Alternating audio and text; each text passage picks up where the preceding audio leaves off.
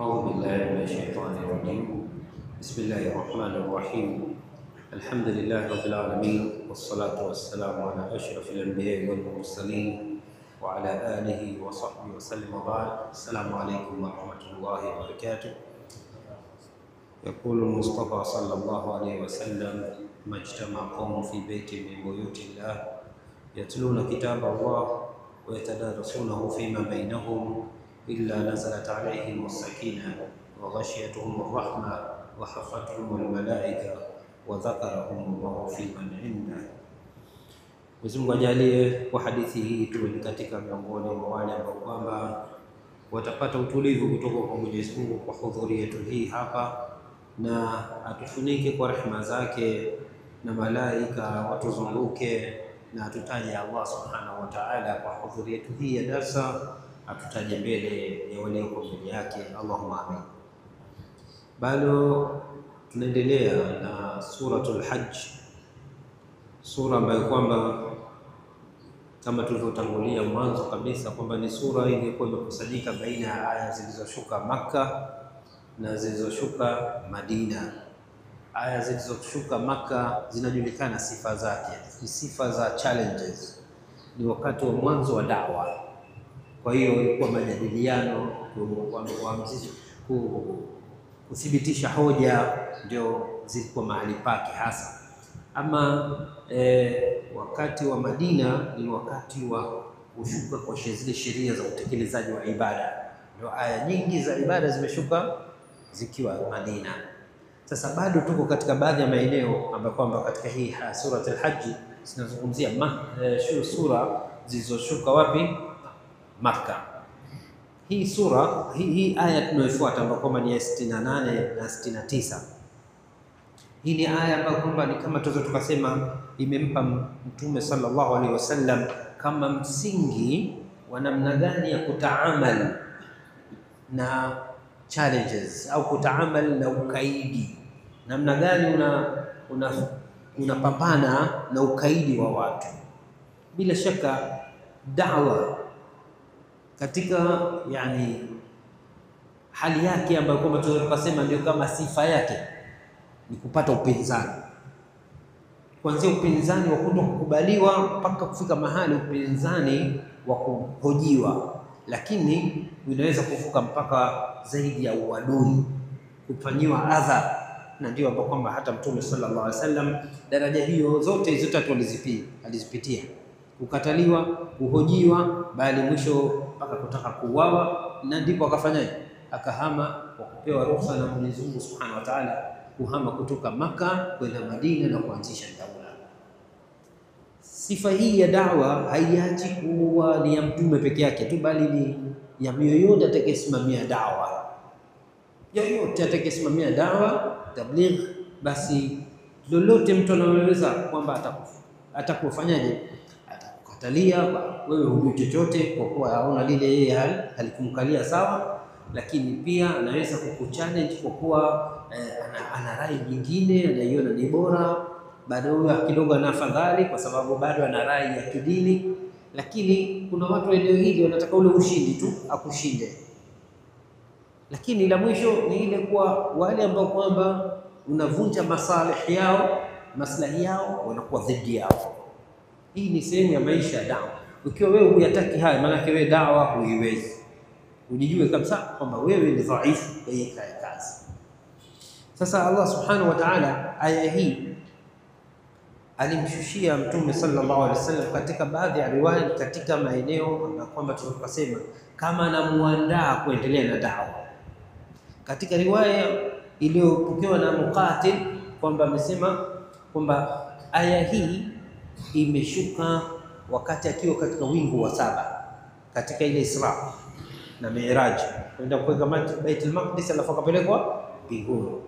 Kule akapewa aya hii ni kama kumuandaa kisaikolojia na kile atakachokutana atakaporudi, kwa sababu kama tulivyotangulia kuona kwenye darasa zilizopita kuhusu Isra na Mi'raj, jambo la yeye kutaja kwamba amekwenda kutoka Makka kwenda mpaka Masjid al-Aqsa, mwezi mzima, wewe iwe ndani ya usiku mmoja umekwenda umerudi, na bado ukasema umekwenda mpaka mbingu ya 7 na umerudi na umekutana na mitume kila mmoja na bado ukaja ukawaswalisha, ni kitu bila shaka, yani kama Mwenyezi Mungu kumwandalia kwamba ukirudi utakutana na upinzani mkali, wewe baki katika msingi huu.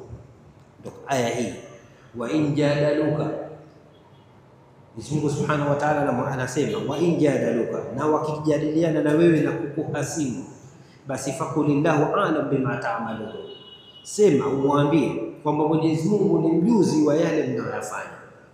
Allahu yahkumu bainakum yawm al-qiyama, Mwenyezi Mungu atahukumu baina yenu siku ya Kiyama, fima kuntum fihi takhtalifun, katika yale ambayo kwamba mnakhtalifiana. Msingi huu ni msingi ambao kwamba umejikariri, sio kwenye aya hii tu. Tutolee mfano aya 3 nyingine. Mwenyezi Mungu Subhanahu wa Ta'ala katika surati Al-Imran alimwambia wa in tawalla, ikiwa utawalingania alafu watakataa, fa inna ma alayka al-balagh wallahu basirun bil ibad, utambue ikiwa watakataa, utambue kwamba wewe kazi yako ni kufikisha tu, na Mwenyezi Mungu ni mwenye kuona waja. Hii ni principle muhimu katika dawa, ili usirudi nyuma, kwa sababu yani katika hidayatun nas, katika kuongoza watu, angalia haya maneno yawafikia watu wangapi? Hata milioni, lakini wanaofuata daima ni hao wachache, daima wanakuwa ni wachache. Kwa hiyo wewe juhudi yako, juhudi yako, wajibu wako. Katika surati Ra'd Mwenyezi Mungu alisema wa imma nuriyannaka ba'dha alladhi na'iduhum au natawaffayannak fa inna ma alayka albalagh wa alayna alhisab. Mwenyezi Mungu Subhanahu wa Ta'ala anamwambia imma ifike mahali tukuonyeshe yale ambayo kwamba tumewaahidi, kwa maana tuwashushie adhabu, au tuwacheleweshee adhabu, wala tusiwaadhibu tukakufisha wewe, kwa maana mpaka waondoka wafa huwaoni yale tuliowaahidi katika adhabu hawa watu waovu. Anaambiwa sasa hiyo isikusumbue kwamba mbona wanaasi amri za Mungu na bado wapo maisha yao mazuri bado, pengine kama huu ulimwengu wa leo ambao kwamba hao ambao kwamba wamefanikiwa katika maisha ndio matughati wenyewe, ndio majabaruti wenyewe, ndio madhalim, ndio mijizi, ndio madhalimu wakubwa, na ndio wanaotangaza kwamba ndio ustaarabu unatakiwa kutawala ulimwengu, na usipofuata ustaarabu wao pia wakubani. Tunakawaachia Mwenyezi Mungu hapa, ashamwekea hata Mtume sallallahu alaihi wasallam, imma tuwaletee tuonyeshe zile adhabu tulizowawekea tuliowaahidi, au tukufishe, kwa maana uondoke hali ya kuwa sisi hatujawaadhibu. Msingi principle iliyopo fa inna ma alayka albalagh wa alayna alhisab, wewe juu yako si kuona wale tuwaadhibu, juu yako kufikisha na juu yetu kuhesabu. Na ndio maana kuna mijitu ovyo kabisa, bado endelea kuwa yaimarika tu, afya, mali, nini. Wewe mcha Mungu ukikosea kidogo tu Mungu akuchukua, ni kwa hikma yake, bado ni kwa hikma yake. Mwenyezi Mungu akupenda ni kama vile mbuzi anayeacha njia, sio mpiga kidogo minja kidogo za kinile, alafu ukiona bado hasikii, mchapa huyo arudi, ili sipotee, asiache njia. Ndio wewe kama muumini. Kwa hiyo kuna wakati ukiuma, mafua, homa, umesikia hiki, shukuru, na hakuna kipindi kizuri unamkumbuka Mungu kama katika hali ya udhaifu wa maradhi, au umekosa pesa, mambo magumu, bali unakumbuka zaidi Mungu. Mambo tofauti na vile ulivyozoea yameondoka katika mstari wako, bali warudi kwa Mungu. Kwa hiyo hizi hali ni hali positive kwako, ni chanya nzuri. Aya surati An-Nahl amesema fa in tawallaw fa inna ma alayka al-balaghul mubin. Hizi zote aya zote hizi kwamba wewe wajibu wako ni kusema, wewe wajibu wako kusema.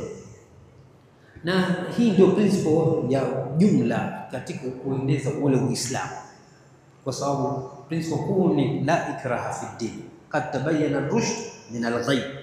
Hakuna kutozana nguvu katika kufuata dini, kwa maana wewe lazima uwe Muislamu, la. Ama katika ahkamu, hapa nazungumza kuukubali Uislamu, sije tukasema basi hapa mtu akiiba situmwache, mzinifu tumwache. Na mzinifu kaekewa nini adhabu yake, na inatakiwa tuwe tumesimamisha kadhi ambaye kwamba kwa hukumu za Kiislamu tuzisimamie hizi hukumu, ambaye kwamba ikiwa ni mtu ambaye kwamba hajaoa tumchape fimbo 80 fimbo 100, alafu atolewe mji kwa mwanamume kwa mwaka mzima asionekane, na kama atakuwa ameoa au ameolewa basi apigwe mawe mpaka afe. Hii ni eneo la kwanza, ni eneo la kwamba ule dawa ila Allah, ad-da'watu lilislam. Ama kwenye kusimamisha kwenye kusimamia sheria, principle kaileta Mtume sallallahu alaihi wasallam, man raa minkum munkaran falyughayyirhu biyadihi, anayeona uovu na uondoe kwa mkono wake. Fa in lam yastati fa bilisani, ikiwa hawezi basi kwa mdomo wake, kwa ulimi wake.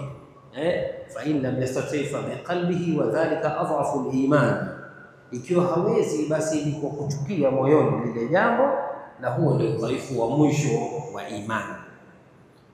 Kwa hiyo sisi hapa, asiyekuwa Muislamu sisi tumlinganie tu natosha. Amekubali, amekataa, khiari yake, wajibu wake kufikisha. Aliyekuwa Muislamu unamuona ana pickpocket ile, anachomoa, mshike. Kwa nini wewe? Kwa nini unaiba? Kamate. Huwezi kumkata mkono kwa sababu wewe sio kavu, lakini la mwisho la kuweza kufanya kwenye nchi kama yetu, peleke polisi. Peleke polisi. Usimpigie kelele akapigwa akahukumiwa na wananchi bila sheria, ukawa pengine alichokiiba ana sababu. Kwanza thamani, kuna sababu zilizomfanya aibe. Hivi vitu vinapimwa na nani? Na kadhi. Kwa mchukue mpeleke polisi, lakini usimwachie aibe. Mtu ana tabia mbaya, asema uongo na wajua hapa adanganya, mwambie no, wewe hapo wasema uongo. Kwa nini wadanganya watu? Hiyo ndio nini? Hiyo sasa ndio amru bil ma'rufi wan nahy 'anil munkar baina ya Waislamu. Hiyo haina khiari, hiyo haina sisi kufikisha tu tuacha. Napofika mahali waweza kuzuia, zuia. Uwezo wako ni kusema, basi sema. Ya mwisho kabisa ni nini? Ni kuchukia kwa moyo, ikiwa ni jambo huna hila nalo. Hiyo ndio mwisho kabisa. Kwa hiyo hii ndio principle katika dawa ya kuwalingania watu kuingia kwenye Uislamu. Wa in jadaluka, ikiwa watajadiliana na wewe na kukuhasimu, faqulillahu a'lam bima ta'malun, sema kwamba Mwenyezi Mungu ni mjuzi wa yale ambayo kwamba mnafanya.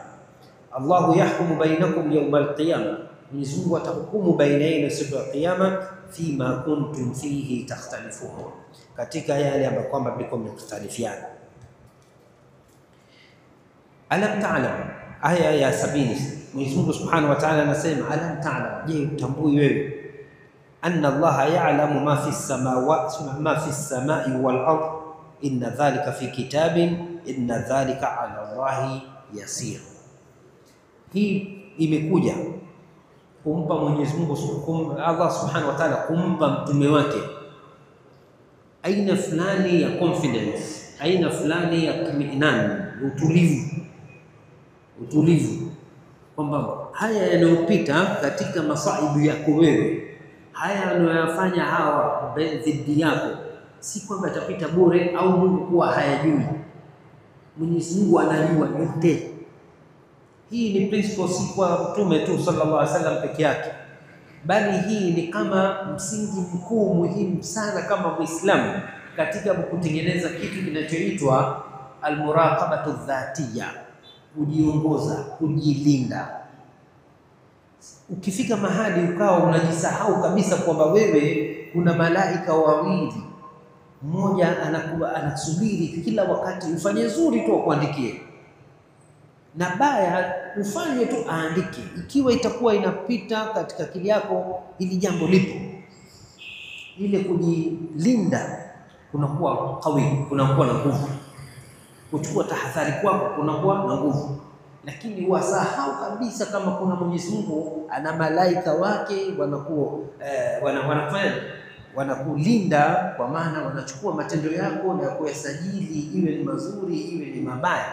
Wewe utafanya lolote tu na utasema lolote tu. Sasa katika kitu ambacho kwamba ni sehemu ya kama vile tuseme ni nguvu ya muumini katika imani yake, ni ule kujua kwake Mwenyezi Mungu muttali'un, kwamba anaona, anajua, alimun bikulli af'ali, kwa vitendo vyake vyote. Hata ukiwa uko chini peke yako, au malaika si hawaingii na wewe, lakini Mwenyezi Mungu Subhanahu wa Ta'ala anaviona, mpaka vile vinavyopita katika akili yako, moyo wako wa kushawishi kufanya nini. Sasa hivi umemwona fulani yule pale, yule namchukia yule bwana, Mungu amfikie hivi, Mungu amfanye hili. Mwenyezi Mungu anayaona leo kwa mumwekea hasadi mwenzako bwana yule, Mwenyezi Mungu bwana namalize, amharibikie nini. Umemwekea fundo, unamwombea dua mbaya, Mwenyezi Mungu aiona. Sasa hii ni pale unapokuwa bado hujafikia kujua ukubwa wa uwezo wa Mungu, kwa sababu nakutajia kama wewe Mungu akuangalia wewe peke yako tu sasa hivi, lakini tuko bilioni 7 au 8. Mwenyezi Mungu anajua yaliyomo kwenye vifua vyetu sote. Wakati tunachokifikiria, wewe jichukulie udhaifu wako wewe binafsi, kama wazungumzishwa na watu 4 tu, fanya 3 tu, huyu azungumza, waweza? Huwezi kusikia. Kama samani azungumze mmoja baada ya nyingine, akili yako haiwezi kuzunguka, haimudu. Hapo wasikiza tu, haimudu akili yako, haiwezi. Wewe ni mdogo mno kwa jambo hili, lakini Mwenyezi Mungu Subhanahu wa Ta'ala amekwenda katika nitaki kubwa zaidi. Kwanza kujua yote yaliyoko mbinguni, ardhini mpaka mbinguni, na kutunza mbinguni, mbingu zote, na ardhini mpaka mdudu chungu aliyekuwa ardhi ya 7 huko. Mwenyezi Mungu huacha kumsikia mpaka vitu vyote vinavyomhusu ndivyo anavyovitawala. Kadri utakapokwenda kachunguza, unafika mahali unasema, mpaka unafika kusema hivi, Mwenyezi Mungu nguvu yake iko vipi? Ukifika kwamba waona kabisa hakuna limit ya nguvu ya Mungu, ndio unajua sasa kweli Mungu. Sasa unaanza kujua kule kutotambua limitation ya Mwenyezi Mungu, yani alivyo hasa Mwenyezi Mungu, ndio sasa kujua Mwenyezi Mungu. So Mwenyezi Mungu hana limit, Mwenyezi Mungu hana kufanana. Mwenyezi Mungu ni hivyo alivyo yeye, ndivyo anavyojua, lakini nguvu yake ni mutlaq, moja kwa moja 100%, haina upungufu hata kidogo. Sasa Mwenyezi Mungu anasema, alam ta'lam anna Allah ya'lamu ma fi as-samai wal ardh, je, utambui wewe kwamba Mwenyezi Mungu anajua yaliyoko mbinguni na ardhini? Inna dhalika fi kitabin, hakika hayo anayoyajua yote hayo yapo kwenye kitabu, yote mnayofanya yote yako kwenye kitabu. Inna dhalika ala Allahi yasir, hakika hayo kwa Mwenyezi Mungu ni mepesi. Sasa angalia aya nyingine ambapo kwamba Mwenyezi Mungu Subhanahu wa Ta'ala ameitaja katika surati al-An'am, kaileta kwa njia kidogo ya ufafanuzi zaidi. Sikwambii mazungumzo ya nafsi zetu tu, bali mpaka matokeo ya vitu ambavyo kwamba visokuwa wanadamu wala wanyama. Anasema Allah Subhanahu wa Ta'ala, wa indahu mafatihul ghaib la ya'lamuha illa hu, na kwake yeye Mwenyezi Mungu Subhanahu wa Ta'ala ndio mwenye nini? Funguo za ghaib, mambo yasiyoonekana. La ya'lamuha illa huwa, haijui funguo hizo isipokuwa nani? Yeye tu. Wa ya'lamu ma fil barri wal bahr, anavijua vyote vilivyoko bara na baharini, ulimwengu wa bahari ulivyo, ambao kwamba sayansi nenda rudi na miaka yote hii ambao kwamba imepita, bado wanaendelea kuvumbua. Sasa Sayansi ya mwanadamu ni kuvumbua, lakini Mwenyezi Mungu kila sekunde jambo linalotokea analijua, sio kuvumbua. Mwenyezi Mungu sio kuvumbua, yeye sio anaumba, havumbui Mungu. Yeye kila kinachotendeka, hata iwe samaki na samaki na jani, Mwenyezi Mungu anajua.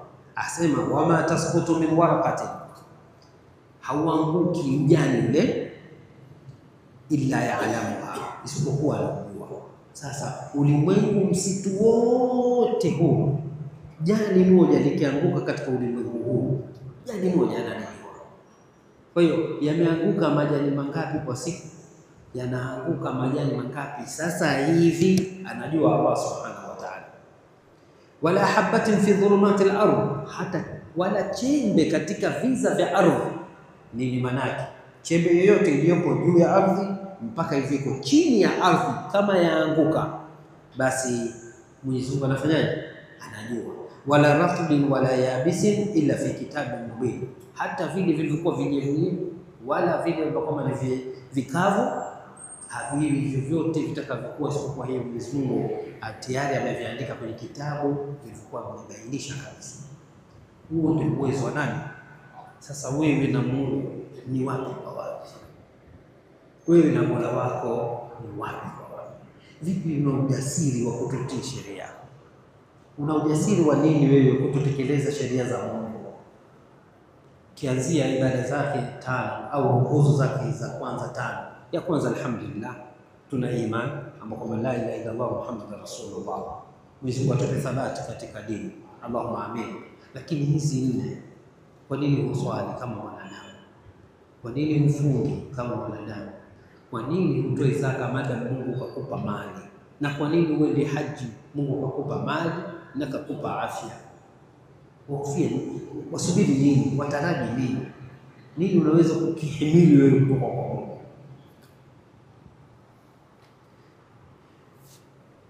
Wayabuduna min dunillah, hawa makufar makuraish makafiri, wayabuduna min dunillah, wanamwabudu asiyekuwa Mwenyezi Mungu, ma lam yunazzil bihi sultana, wanaabudu masanamu yale, wakawaita waungu, vitu ambavyo kwamba Mwenyezi Mungu hakuvishushia ushahidi, wama laysa lahum biilm, wala hawana elimu navyo, wama lidhalimina min nasir, wala hawa watu madhalim hawatakuwa na wanusuru.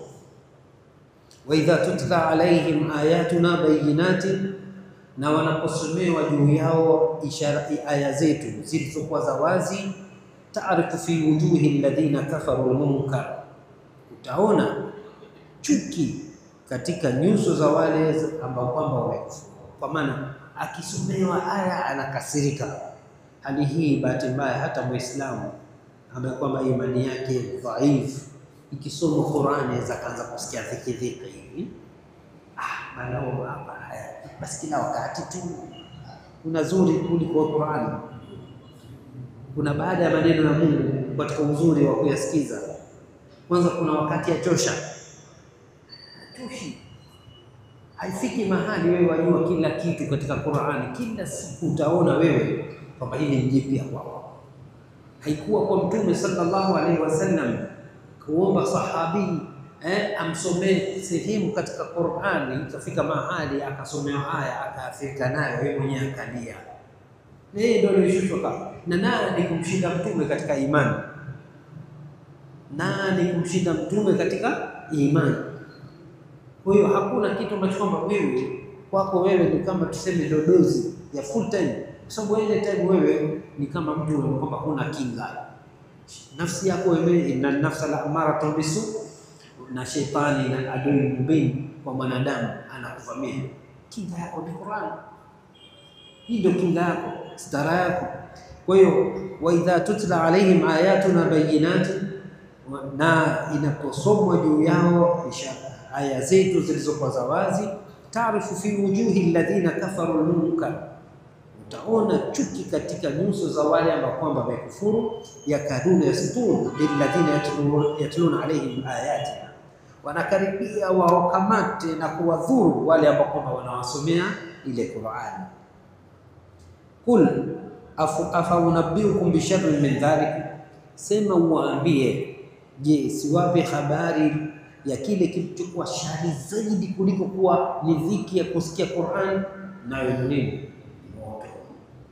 Kama hii Qur'an uliona ni dhiki, ni tabu ya kukera, je, moto huoni kwamba ndio shari kubwa zaidi? Moto ndio shari zaidi kwenda kukumbana nayo, kwa sababu ndio malipo ya hayo ndio unayofanya. An-naru wa'adaha Allahu alladhina kafaru wa bi'sa al-masir. Kula fa unabbiukum bi sharri min dhalikum, je, siwapeni, sema uambie Muhammad, siwapeni habari iliyokuwa, siwapeni ya kile kilichokuwa shari zaidi kuliko hii ya aya Qur'ani zikitajwa alafu za wakera. An-nar, basi iliyokuwa ya shari zaidi ni moto ambao kwamba wa'adaha Allahu alladhina kafaru wa bi'sa al-masir, ameahidi moto huu kwa wale ambao kwamba wamekufuru na marejeo mabaya yote. Ya ayuhan nas, bado ni dawa, ni kwa ajili ya kuwalingania watu katika kuingia kwenye dini. Mwenyezi Mungu Subhanahu wa Ta'ala akatumia uslub nyingi, yani aina nyingi sana za dawa, amri, kutoa maamrisho, makatazo, kutoa visa, kutoa mifano. Hapa tuko kwenye mfano, watu ambao kwamba hawamwabudu Mungu, wanaabudu masanamu, wametolewa mfano. Ya ayuhan nas, enyi watu. Hapa hawaambiwi watu wa Makka yoyote asemwabudu Mwenyezi Mungu katika zamani zote, katika eneo lolote. Ya ayuhan nas dhuriba mathalun fastami'u la, anasema Allah Subhanahu wa Ta'ala, unapigwa mfano basi usikilizeni.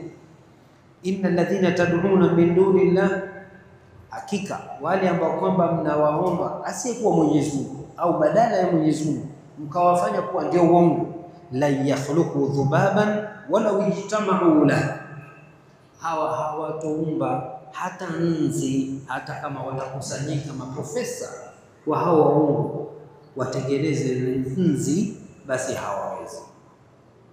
Wa in yaslubuhum dhubabu shay'an, na ikiwa huyo nzi ataenda kwenye hao mnaowaita nyinyi waongo wakachukua kitu, basi la yastanqidhuhu minhu shay'an, la yastanqidhuhu minhu, hata kama wakiona wamechukua ile nzi kitu kutoka kwa ule Mungu mwenyewe, hawezi kuzuia na chochote. Dhaufa talib wal matlub, amedhoofika yule mwenye kuomba na mwenye kuombwa.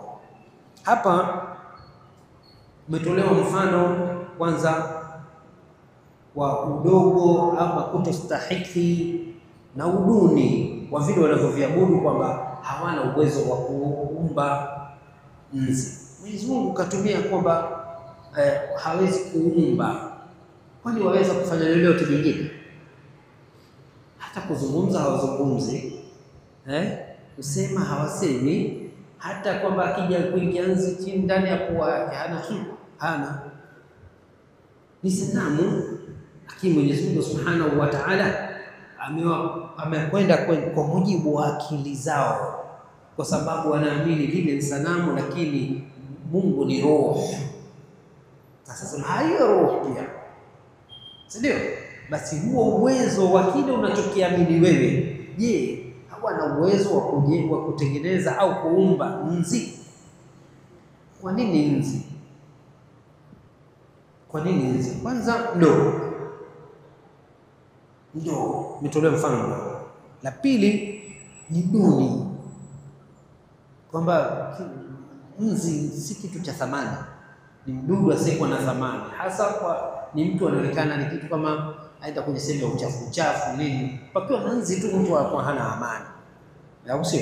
Sasa Mwenyezi Mungu Subhanahu wa Ta'ala kamtolea kwa hikma yake, kwanza kwamba ni kitu kidogo, halafu mkashindwa nyinyi kukitengeneza, hiyo mosi. Lakini hiki kidogo kinapokuwa kimenyang'anya kitu kutoka kwenu, bado mashindwa kuipokonya, kukirudisha. Kwa sababu gani? Kwa sababu walikuwa katika moja ya ibada zao ni command, wanapeleka za maanake vitu kwenye waungu wao, wanaweka chakula, wanaweka hiki, wanawekea maua, wanawekea chochote wale waungu wao. Sasa nzi kaja akachukua, hawawezi hata kidogo nzi yule kumzuia asichukue kile, wameshindwa. Mbona Mwenyezi Mungu kwa hikma yake, kwa nini kachagua nzi? Kama angalia kama Mwenyezi Mungu angesema mfano hawa waungu hata wakikutana hawawezi kuumba simba mfano. Taban, nani atatengeneza simba alafu yani iwe ikifika mahali akiiba kutoka kwa Mungu amfuate simba mnyang'anyi?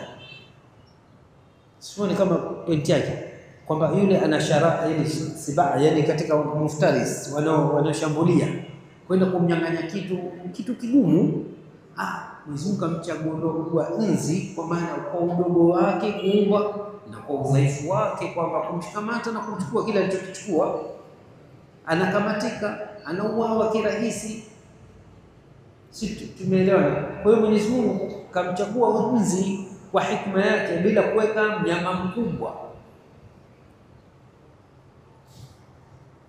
Ya ayuhan nas, enyi watu, dhuriba mathalun fastami'u la, unapigwa mfano basi usikilizeni. Innal ladhina tad'una min dunillah, hakika wale ambao kwamba mnawaomba badala ya Mwenyezi Mungu, la yakhluqu dhubaban walau ijtama'u la, hawezi kuumba hata nzi hata kama watakusanyika kwa ajili ya hilo.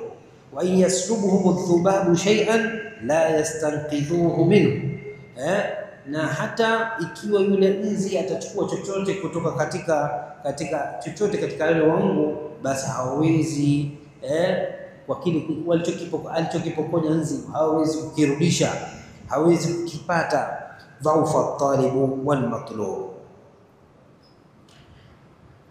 Naona muda umekwisha kidogo, insha Allah tuishie hapa. Kesho tutaanza na Allah, tumalizie hii wama qadarullah haqa qadrihi inna Allaha laqawiyyun aziz. Aya hii imeungana na aya hii iliyopita kwamba wama qadarullah haqa qadrihi, hakumwadhimisha Mwenyezi Mungu haki ya kumwadhimisha, hakumpa Mwenyezi Mungu stahiki ya kuadhimishwa kwake, ukubwa wake. Inna Allaha laqawiyyun aziz, hakika Mwenyezi Mungu ni mwenye nguvu tena ni mshindi katika mambo yake. Naktafi bihadha alqadar insha Allah. Kwa upande tafsiri tutaendelea tena darasa yetu kesho, aya ya 75. Allahu yastafi min almalaikati rusulan wa min annas inna Allaha samiun basir. Kipindi cha dakika 5-10 tutaangalia maswali matatu insha Allah.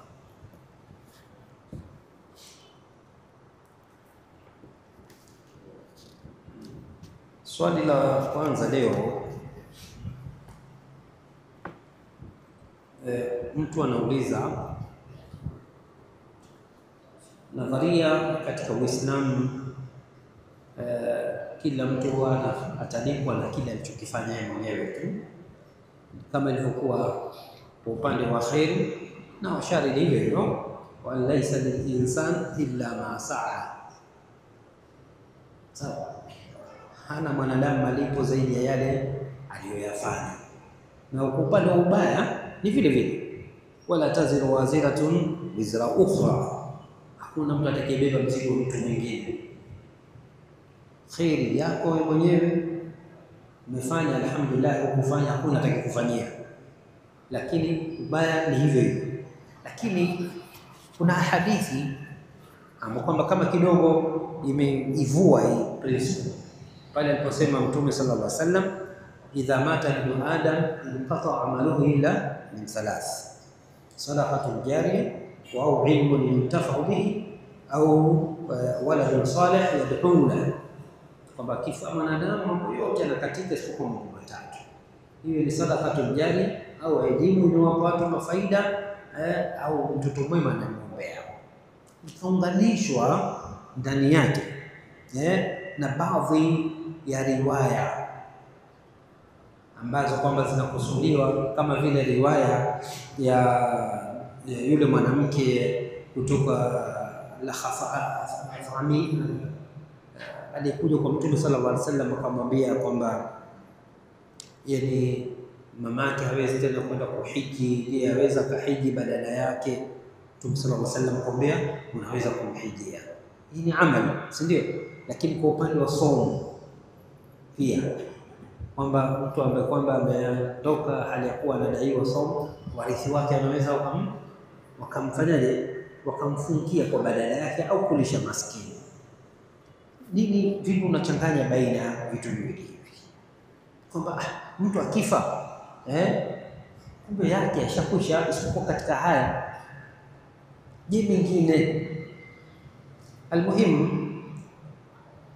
aljawabu lilokuja kwanza kabisa, katika hizi ibada kuna ambazo kwamba tuzo tukasema Mwenyezi Mungu kaziletea mwongozo, zinabaki kama deni. Mfano katika ibada hizi nne, tuseme nne baada ya nguzo ya kwanza ya imani, nguzo zilizobaki nne zote za amali za kimatendo: swala, funga, haji na zaka. Katika ibada hizi, ibada ya swala ni direct wewe na Mola wako, mazungumzo. Hakuna mtu anaweza kufanya mazungumzo badala yako. Lakini zaka ni ibada ambayo kwamba tunaweza kusema ni haki za watu zilizopo kwako. Hata ukifa yatakiwa kutolee zaka yako. Mathalan mwezi wa Ramadhani ndio mwaka time yako ya kutoa zaka, si ndio? Sasa bahati mbaya mwezi mosi, mwezi pili ukafariki, hukuwahi kuzitoa, hazirithiwi mpaka tutoe zaka, kwa sababu nishakuwajibikia na ile ni haki ya watu, lazima itoke. Ama haji na funga zimethibiti kupitia Mtume sallallahu alaihi wasallam, kazithibitisha. Sisi tumeelewana. Mwisho yote haya yanayobaki yote, au kama kutoa sadaka, Mtume sallallahu alaihi wasallam kaidhinisha watu kutolea maiti zao sadaka. Mwisho yote kwamba yale ambayo kwamba yana maana kama ishara kutoka kwa hadithi za Mtume, kupitia hadithi za Mtume sallallahu alaihi wasallam, kwamba hizo wanaweza mtu kufanyiwa kwa mbadala, atafanyiwa. Lakini nyingine zote zinabaki mtu ni sawa. Mfano kuswali, huwezi kuswaliwa wewe. Kuswali kwanza hakuanguki kwa hali wala kwa dharura yote.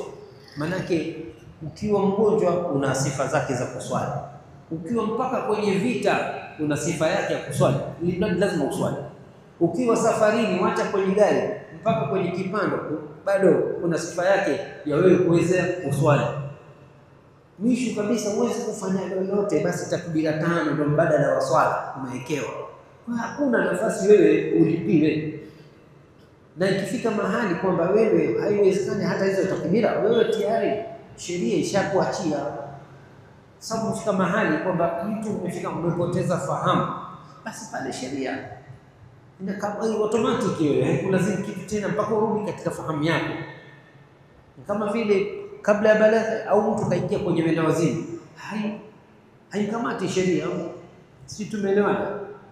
Kwa hiyo unakuja kwenye kuunganisha hapa kwamba mfano swala la Qur'ani malengo yake kama ilivyokuwa swala ni munajah, mazungumzo baina ya mja na Mungu. Kwa hiyo ni wewe ulifanya. Hata Qur'ani yatakiwa uisome wakati wa uhai wako, kwa sababu ni taabud. Kule kusoma ni ibada, lakini vile vile ni tadabbur, ni mazingatio, lakini vile ni dhikr, ni ukumbusho. Kwa hiyo yale malengo ya kusoma kule Qur'ani kuwa ni ibada, lazima ibada ifanye mwenyewe. Lakini tadabbur ukisomewa lapatikana hilo? Halipatikani. Kuwa ni dhikri, ni ukumbusho ya kufikia tena, haipatikani. Kwa hiyo hii tukiachilia mbali masuala ya ikhtilafu hizi za maulama, lakini tutasema hizi ibada kuwa na athari au kuwa afanyiwe maiti. Kwa hiyo katika kuunganisha doti ya hivi principle mbili hizi, nadharia mbili hizi, kwamba mwanadamu haliku isipokuwa kile alichokifanya, Na upande wa pili kuna baadhi ya hadithi ambazo kwamba zimesema kwamba akifa mwanadamu kuna amali zinaendelea, basi zitathibiti kufanyiwa maiti vile ambavyo kwamba Mwenyezi Mungu Mtume sallallahu alaihi wasallam amethibitisha mwenyewe kwamba hivyo vitaendelea kumpatia thawabu maiti. Hilo swali la kwanza. Lakini swali la pili, ili nitawachia mujibu nyinyi. Asema amekufa mtoto kijana ana umri wa miaka 20. Alikuwa ni mgonjwa katika maisha yake na alikuwa na tatizo la kuanguka kama kifafa vile kila wakati. Hakuweza yeye katika uhai wake kuswali wala kufunga. Je, yajuzu kwa watu wake kumfungia yeye na kumtolea sadaka? Kufunga na kumtolea sadaka? Nini jawabu? Tuanze na sadaka. Wanaweza kumtolea au la? Sadaka tumesema inafaa, la mania min sadaqati anhu, hakuna ubaya kumtolea sadaka. Wakadhalika siyam in mata wa alayhi siyam, vile vile kufunga, anaweza kulipiwa kama kweli kwa maradhi yake akawa hawezi kufunga, lakini as-sala no, kwa sababu ugonjwa utakapokuwa anao, basi kwa hali yoyote alitakiwa iswali kwa wepesi wowote ambao kwamba anauweza. Mwisho wa chini kabisa wa kiwango cha chini ndio kupiga takbira 5 mwisho, na huyo ni mtu ambaye kwamba ni ala firash, yuko kitandani huyo, lakini kwa anguka amka aenda anguka, ana uwezo kuswali, kwa hiyo hilo hafanyiwi. Swali jingine mtu anauliza katika mambo mengine, katika mambo sasa hivi pia yapo, ni kueleza habari za azaa, tangazo la tanzia unaita kwa Kiswahili, si ndio? Tangazo la kutangaza kifo na kutangaza masikitiko ya kufa kwa mtu, sikitika kufa kwa mtu. Watu wanatia kwenye magazeti, majarida. Je, nini hukumu yake? Maana mtu ashakufa, ashazikwa, bado unaona andikwa. Nini hukumu yake? Aljawabu, innamal a'mal binniyat, hakika matendo kwa mujibu wa nia ndio malipo atakapokuwa. Ikiwa nia ya kumtangazia huyu mpaka kwenye magazeti ni muwasaa, ni kuwaliwaza watu, kwa sababu watu ni wengi walikuwa wamefungamana naye na watu wamehuzunika sana, ni muwasaa kuwaliwaza watu tu, basi hakuna ubaya. Ama ikiwa ni mubaha, kujitangaza au kujitukuza, asante, au kujitukuza, basi haitofaa. Kwa hiyo hapo inategemea nini? Nia yako. Na sisi hatutojua, ni wewe mwenyewe tu utakwenda juu huko. Mwenyezi Mungu kajua nia yako, ilikuwa nzuri atakulipa nzuri, kama mbaya atakulipa mbaya. Swali jingine kabla ya mwisho, muda umekwisha kidogo, tutalifanya kwa la mwisho inshallah. Ikiwa mayit ni katika ahli al-fusuq wal fujur, muovu, waliyadhu billah, Mwenyezi Mungu atupe istiqama na thabati katika taa, Allahumma amin. Ima iwe ni mtu aliyeshughuliwa ni mlevi, lakini ulevi haya mtu mwisho atakusha nini, lakini pengine mtu muntahir, amejiua. Kujiua maana yake ni kwamba wewe kanywa sumu, kajinyonga, ile ndio jambo lake la mwisho. Bali mlevi ujue inaweza kuwa kalewa, baada ya kulewa tu akaanza astaghfiru, lakini mlevi ukawa bado hujatoka wote, kawahi huyo, sio huyo kawahi, tariku sala, haswali, kafa. Lakini pengine baada ya kuwa imempita swala baamua iliyokuja katubu, atakaanza kuswali, hakuwahi kuja, sisi tutajua? Hatujui. Dhahiri yetu sisi hatutaki kumhukumu, sisi hatutaki kumhukumu huyu ni mtu wa moto, lakini sisi tutaonyesha kutoridhika na nini na yale alikuwa akiyafanya. Sasa tunazungumza, je, inajuzu kwenda kuwapa pole watu wake? Sisi tumeelewana. Kuna mawili, kuna yule maiti mwenyewe. Huyu maiti muovu ambaye kwamba sote tukubali huyu dhahiri yake ni uovu. Huyu hatutakiwi kuonyesha yani tumejali sana, kwa sababu tunachotakiwa ni kwamba astiriwe, haki yake ya kuoshwa, ya kuswali na kuzikwa katika makaburi ya Kiislamu haianguki jamani, haianguki. Lakini wasitoke mji mzima waenda mzika tariku sala au mudminul khamr au muntahir linafsi. Natakiwa watu wachache wanaweza kumudu ile kazi, watu 5 6 waende, watu wasome. Ukiwa muovu upewi qima, upewi thamani, lakini haki yake lazima upewe. Tunakuja kwenda kuwapa pole watu wake. Watu wake ni watu wazuri, mbaya alikuwa yeye tu. Nini hukumu? Si tumeelewana? Sheikh anasema la mania min ta'ziyatihim litakhfifi min musibatihim, hakuna ubaya kwenda kuwapa pole kwa ajili ya kupunguza msiba wao, wa taalifi qulubi, na kuwarudisha na kuwapa moyo, kuwa pamoja nao, min ghairi idhhari ridhan anhu au an fi'li, iwe mbali na kuonyesha kwamba mmeridhia matendo ya yule marehemu, kwamba mmeridhia au mmeridhia matendo yake.